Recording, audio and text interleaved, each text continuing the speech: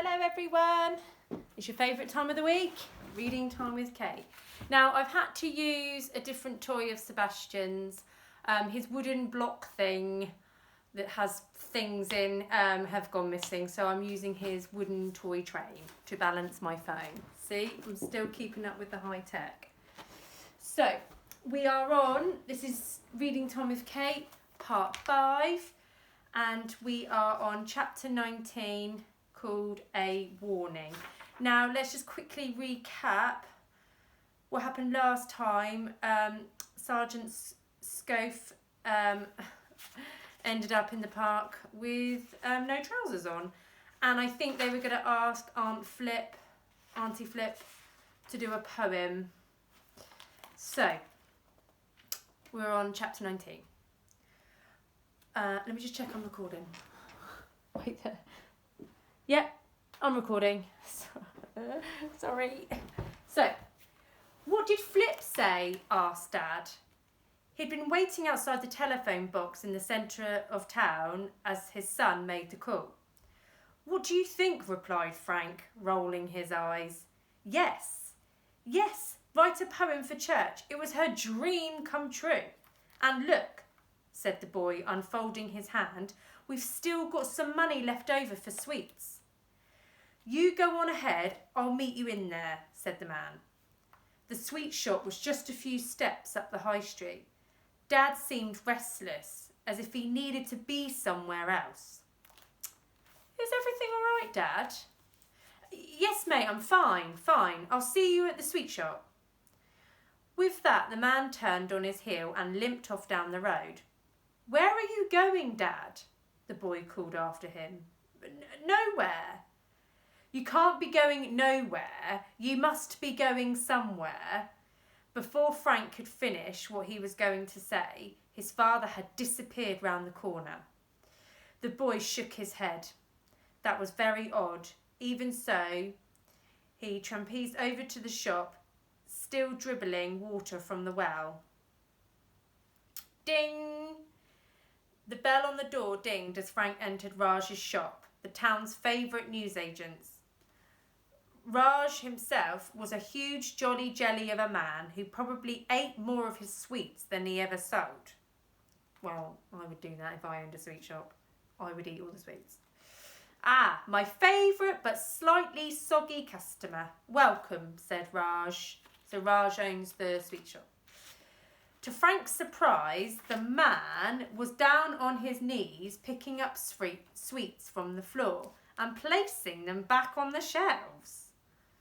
Frank looked around the shop. It was often messy, but it was much messier than normal. In fact, it looked as if a bomb had hit it. Magazines were scattered across the floor. Pens and pencils had been snapped in half, and the freezer had been upturned. Melted ice cream had swelled out of it, forming a multicoloured milky puddle. Oh no, what's happened? What on earth happened to your shop, Raj? Asked the boy. Oh, nothing, replied the man quickly. Nothing at all. Don't you worry your little head about it, young sir. Raj frantically continued trying to put everything back in more or less its rightful place. In the hustle and bustle, a large jar of bonbons were knocked off a shelf and fell onto his head. Bonk. The plastic jar broke, showering him in a sugary white dust. Poor Raj slumped down onto the floor in despair. Frank sat down next to him. He put his arm round the newsagent. Please tell me, Raj, what happened here? Something must have happened. It's these two men. One is big and fat.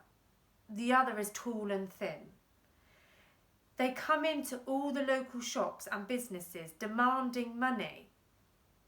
If you don't give it to them, they smash the place up. I gave them £100, but they said they wanted more next time. Much more. They said they did this as a warning. Next time it would be me they smash up. Oh no, poor Raj. I think I know who they are. fingers and thumbs. Yes, that is them. Why don't you call the police about it? Raj shook his head sorrowfully. The men said they will hurt my family if I rat on them. That means tell on them. I just don't know what to do. Let me help you tidy up first. Oh, Frank's lovely, isn't he? Together the pair did their best to restore some order to the man's shop. Frank glanced at the front pages of some newspapers that had been swept onto the floor. The headlines read, Mystery of Demon Driver, Cop Cars in Pile-Up, Late Night Road Race Drama, Rolls Royce in High Speed Chase. Stop that, Rolls. Oh, who do you think those headlines are about? Who was driving frantically in a car the other night? Frank's dad. I wonder if they were involved in this, said Raj. The boy shrugged. Who knows? There must be some way to stop them.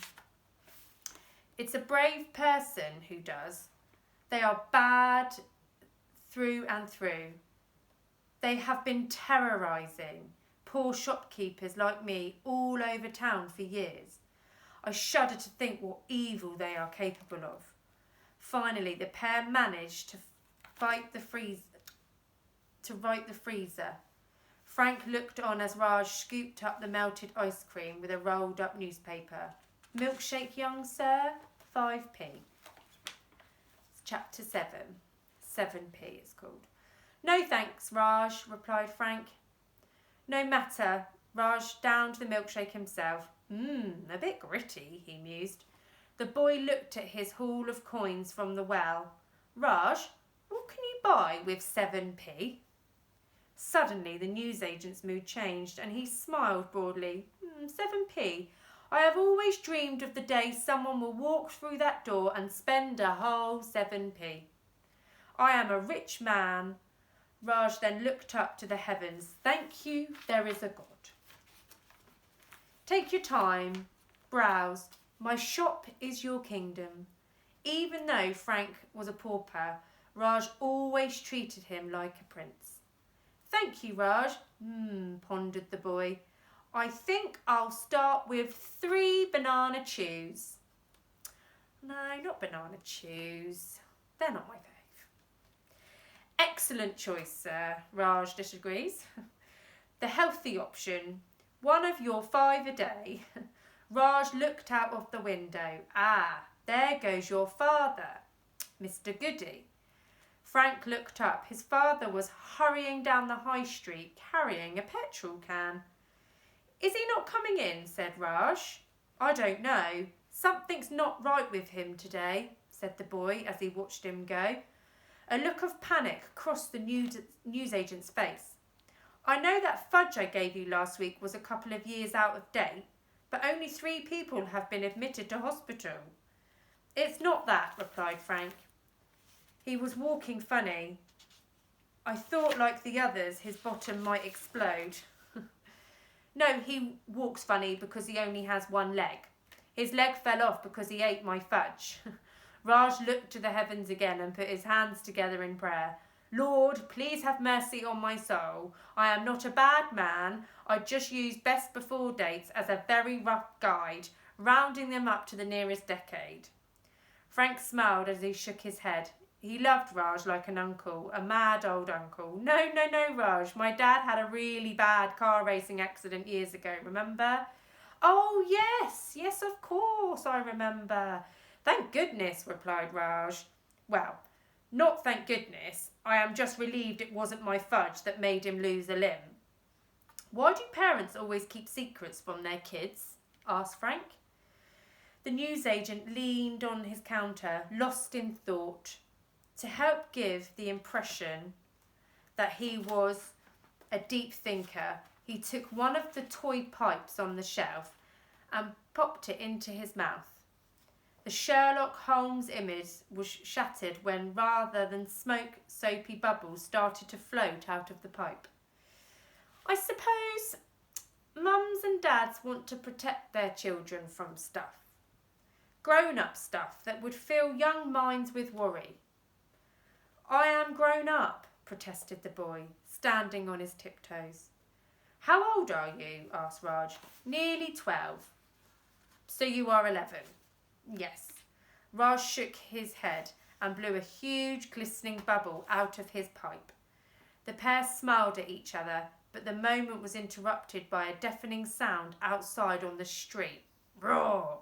The boy knew that sound anywhere. It was Queenie. Chapter 21. Dad had named his supercharged Minnie Queenie because she was more like a person than a machine. Queenie was an old lady, having come off the production line more than 50 years ago. Gilbert would have to coax the car to do what he wanted. The man would talk to her. He would say, "Come on, Queenie, wake up," when he was starting the engine. Or if she was low on oil, he would say, "Queenie, my love, let me buy you a drink."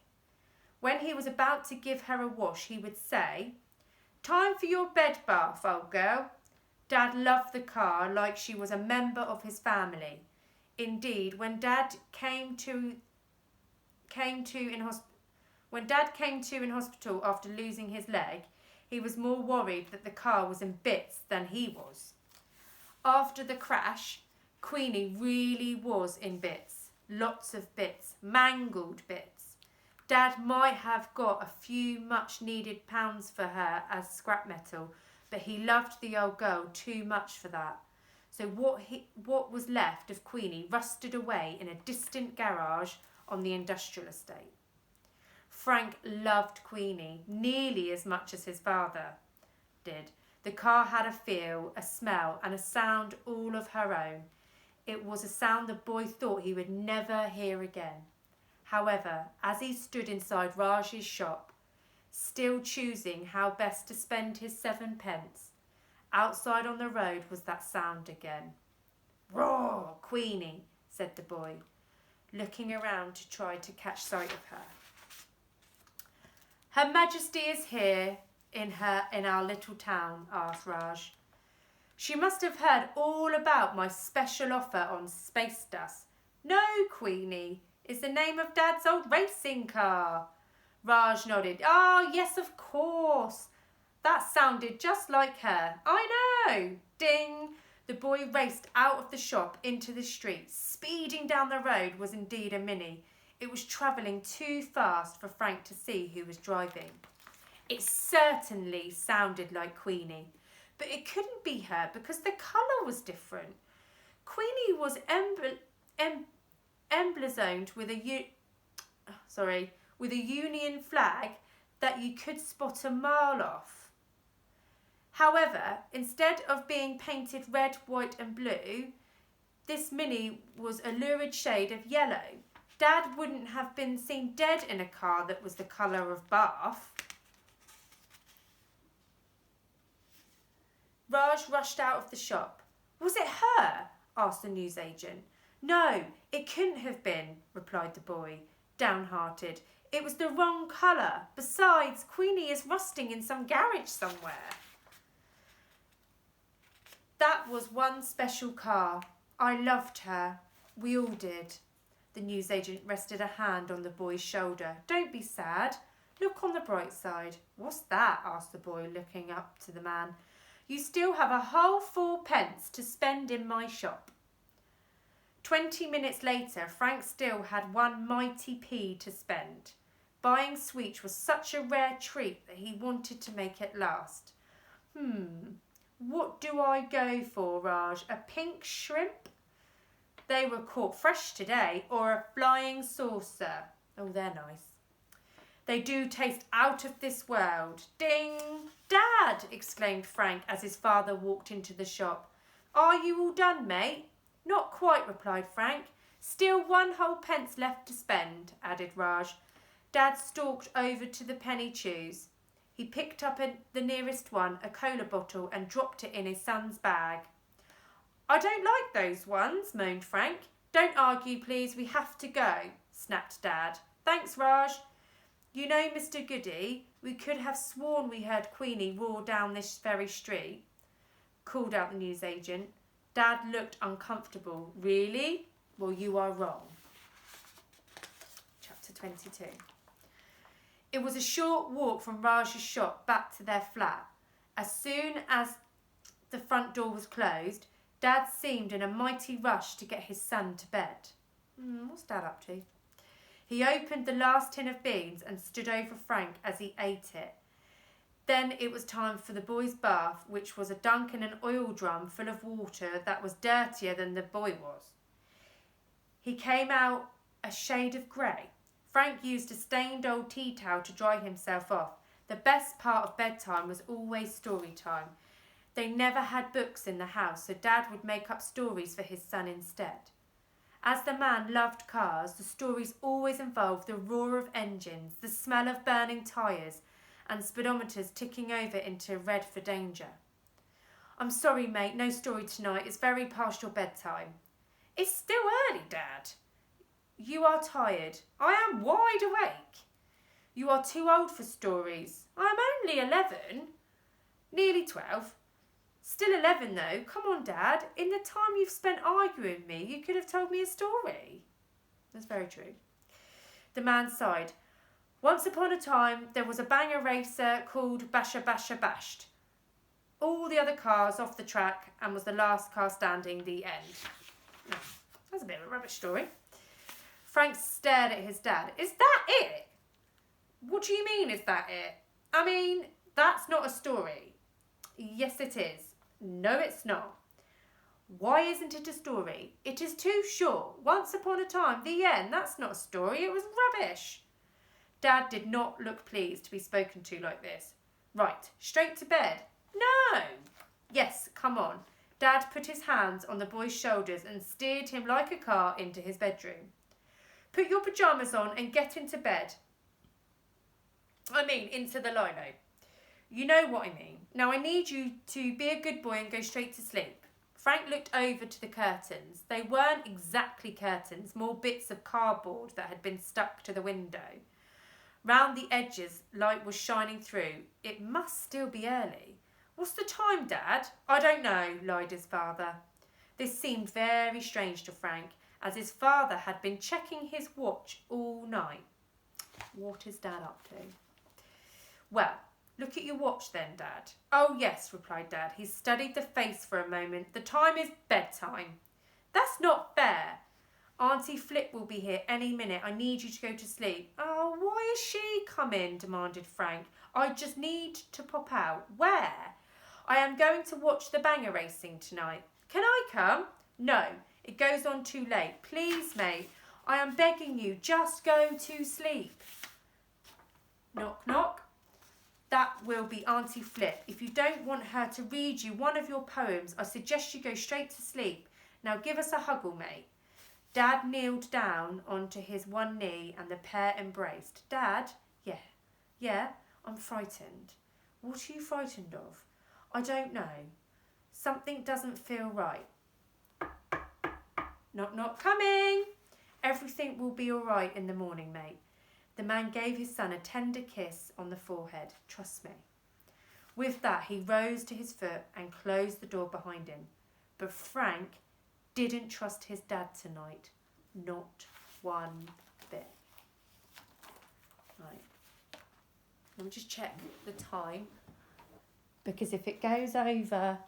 Oh, no, we're all right. If it goes over 30 minutes, I think the file's too large. See? I'm getting down with the technology. Chapter 23, Shopping Trolley. The boy lay still on his deflated lilo, listening to Dad and Auntie Flip talking in the living room. After a few minutes, Frank's bedroom door opened a little and Dad peered in. The boy shut his eyes tight in a pantomime of sleep. I'm sorry, mate, whispered Dad, but I have no choice. I have to do this for both of us. Frank opened one eye, the tiniest bit. He saw his dad framed in the doorway. It was something Frank thought he'd never see again. His father had his old racing gear on. It was a red, white and blue boiler suit, which he'd not worn since the accident. Now the suit was all crumpled, grimy and tight on him since his tummy had expanded. Frank knew his father was up to no good. He had to find out what. The next sound the boy heard was the front door opening. Clunk! As soon as he heard the front door closing, clunk, the boy leaped up from his lilo and made another dummy of himself in case Auntie Flip poked her head round the door. He pushed his feet into his slippers in a rush, putting the left one on his right foot and the right one on his left. In the living room, Auntie Flip could be heard composing another poem. Oh, here we go. Looking at you would always make me dotty. Your eyes, your toes, even your little bottom. No, Botty, this is genius. There wasn't time tonight to wait for the lady to go to the toilet. Frank decided he had to create a diversion. He crawled into the kitchen and turned on the tap. Splash! He then snuck himself behind the door just as Auntie Flip trundled into the room. Most peculiar, said the lady, and she walked over to the sink to turn off the tap. I hope this place isn't haunted. Ghosts give me the willies. Frank seized his moment. He rushed round the kitchen door, ran down the hallway, and with the sound of the tap still gushing, he opened the front door. Clunk! The boy closed the door behind him and peered over the walkway. From up there, on the 99th floor, his father was now a little dot moving across the car park below. Frank leaped into his washing basket and flew down the stairs. Thud, thud, thud. Just as he reached the bottom, he saw his dad limp over to a Rolls Royce. The last one was white, but this one was silver. Was it the same car? The engine was running and the three men from the other night were inside. This time Fingers was in the driving seat with little Mr. Biggs seated next to him. The mighty Thumbs was sitting in the back. He was so heavy that the car was tilting over to one side. You're late, snarled Mr. Big. Sorry, Governor, replied Dad. Get in, and you better do what we say or there'll be trouble. Dad climbed in and the Rolls Royce roared off. Frank felt as if he'd been punched hard in the stomach. His dad had lied to him. He was going off to do no good with those bad, bad men. The boy had to stop his father before it was too late, but he had a problem. How on earth was he going to be able to follow a car on foot? He wasn't as fast runner as it was. Frank spotted a discarded shopping trolley upturned on the grass. The boy righted it and he ran alongside it as if it was a toboggan before leaping in. Whiz! But some miracle, this shopping trolley was the one shopping trolley in the world that didn't have wonky wheels. It sped along the road, passing an old deer chugging along in her Morris Minor. Frank seized his chance and held on to the side of the car. Whizzing down the road now, the Rolls Royce was just a few cars ahead. Go, Frank! Go, Frank! Look! Frank is in the shopping trolley! Being able to follow Dad. This is brilliant. The traffic lights turned red and all the cars slowed down to stop. Frank pushed away from the Morris Minor so he could catch up with the Rolls Royce, so as not to be seen. Frank ducked his head. He grabbed onto the boot handle of the Rolls Royce. Oh, brilliant. Just as the light turned green. When the car zoomed off, so did Frank. Brilliant. So Frank's holding on to the car. Night was falling, and after a few minutes, the Rolls Royce turned off into an industrial estate. The road became bumpy, and the boy was thrown up and down in his trolley. Clunk, clunk, clunk. As he could sense the Rolls was slowing down to stop, Frank let go of the car. Without any brakes, the shopping trolley trundled off at speed. The front wheels hit the pavement and the trolley did a somersault. Whiz! Frank crash-landed into a head. Oof! The boy was now caged in an upside-down shopping trolley. He pushed it upwards, untangled his pyjamas from the branches of the bush and hid behind a burnt-out burger van. Frank watched as the four men got out of the Rolls Royce and looked around. As it was a Saturday night, the industrial estate was empty of people. Rusty old carriage doors squeaked open and three of the men disappeared inside. It was that magical sound again. Out zoomed the yellow Mini, coming in to a stop of a centimetre from Mr. Big's foot. Very clever, Gilbert, snarled the crime boss. So this heap of junk is the getaway car? Trust me, Mr. Big, replied Dad. Her name is Queenie. I rebuilt her with my own hands, and she is the greatest racing car in the world. I think we've got time for one. Chapter 24. Frank couldn't believe that his father had put Queenie back together and not told him. More secrets, more lies. The boy guessed that the coat of yellow paint was to disguise her.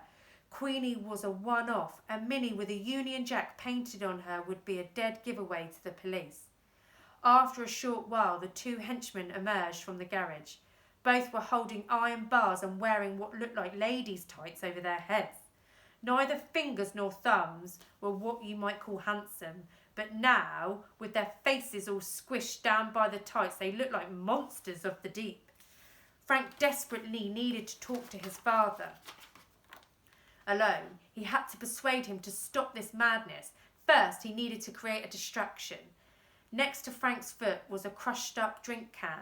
The boy threw it high in the air, thinking it would land by Mr. Big's feet. However, he misjudged his throw, and instead it landed on Mr. Big's head. Boink! Ow! Screamed the crime boss. We're under attack! This was a much bigger distraction than Frank had intended. Fingers and thumbs immediately started rushing around, wielding their iron bars as if going into battle. They whacked everything in sight, bushes, bins, even the burnt-out burger van, in an effort to flush out whoever had hurt their glorious leader. Frank dashed across the ground on all fours. In the confusion, he managed to scuttle over to the back of the Mini and climbed into the boot. The boy squashed himself inside the small space and shut the door. Click.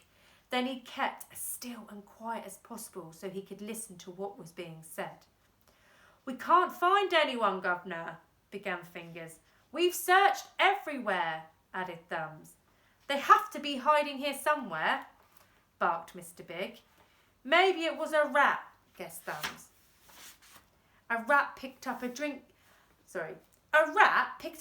can and threw it at me, yelled Mr. Big. A big rat, Governor, one of them super rats, suggested Thumbs. It landed on my head, you imbecile. The rat could have been riding on the back of a pigeon. Just go, yelled Mr. Big, and bring me back the booty, or there will be big trouble. Right, you are, Governor, replied Fingers. The door of the Mini opened and closed, and Frank could feel the car sink a little as the two henchmen got inside. The car's engine revved up and the back wheels screeched. Then she lurched forward at terrific speed. Frank was immediately slammed against the door of the boot. Oof! As Queenie raced off into the night. Wait, have I got enough time? Wait there. I want to know what happens. Right. I think I've got time for one more. Chapter 25. Boom. Roar! Frank was thrown around like a sack of potatoes in the boot as Queenie raced down the roads. Finally, the little car came to a halt. Screech! Somehow the boy was still alive, though he had absolutely no idea where they were. All he did know was that his father was driving a getaway car, but what they were getting away from was a mystery. The boy put his ear next to the boot door and listened. First, the car door opened, click. Then there was a sound of footsteps. Tap, tap, tap. Soon after, there was an explosion. Boom! An alarm sounding. Ring! Then he heard Fingers shouting, Come on! We have 5 minutes until the police arrive. The boy had to see what was going on. He forced open the boot a tiny bit and peeked out. There was black smoke from the explosion, but as it cleared, Frank could make us out a sign that read Bank. The boy was only 11, nearly 12, but he had found himself in the middle of a real-life bank robbery. Suddenly he was scared, not just for himself, but also for his dad. If the police caught his father, he'd be sent to prison for a very long time. Frank leapt out of the boot and crawled along the road beside the car. He popped his head up at the driver's window. Ah! Cried his dad upon seeing his son. He wound down the window. What are you doing here? the man demanded. What are you doing here? The boy demanded. I asked first, snapped Dad. I was worried. I climbed in the boot. I didn't want you to do anything stupid. What's more stupid than climbing into the boot of a car? Robbing a bank, said the boy. We are not robbing a bank, replied Dad. What are you doing then? Fingers and Thumbs are just checking their savings accounts. By blowing the door off? It's Saturday night. They didn't realise the bank was closed. Frank rolled his eyes. Look, Dad, I may be a kid, but I am not daft. I know exactly what you are doing. Now you need to get us out of here fast. I can't, replied Dad. Why not? They are bad men, Frank. They are capable of bad things. They'll hurt me, they'll hurt you. Then let's just drive and drive and drive and never stop. They'll find us. At that moment, Fingers and Thumbs ran out of the bank carrying a brown suitcase which wasn't quite shut. It was trailing money. £50 notes were fluttering in the sky like butterflies. Drive! Shouted Thumbs. On seeing this child standing by the car, Fingers shouted, What the blaze is this kid doing here?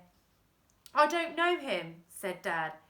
Hey, kid, scram! Fingers looked at the boy. He looks just like you. Poor boy, replied Dad. He is your son. Dad looked at Frank again. Oh, yeah, so he is. So what is he doing here? Demanded Thumbs. I thought it was bring your kid to work day, replied Dad, clearly hoping a joke might soften them. He was wrong, as the two goons gave the man a death stare. Nino, Nino. There wasn't time to explain as a police car was speeding down the road towards them. It's the fuzz! Yellow Fingers. Come on! Fingers and Thumb dived into the Mini through the passenger side. Mate, get in! Shouted Dad as he revved the engine. How? Pleaded the boy. Jump! The police car sped closer and closer. Nino, Nino! Dad revved the engine. Roar! The two heavies in the back started shouting, Leave the fool, nasty little runt. Mate, jump in, begged Dad. With that, the boy leaped head first into the car. The engine roared and Queenie sped off down the street with Frank's bottom sticking out of the window. Oh, there you are. There they are. They're all in the car. Right. So we're on chapter 26, ready for reading with time with Kate next week. Okay. See you soon. Stay safe. Bye.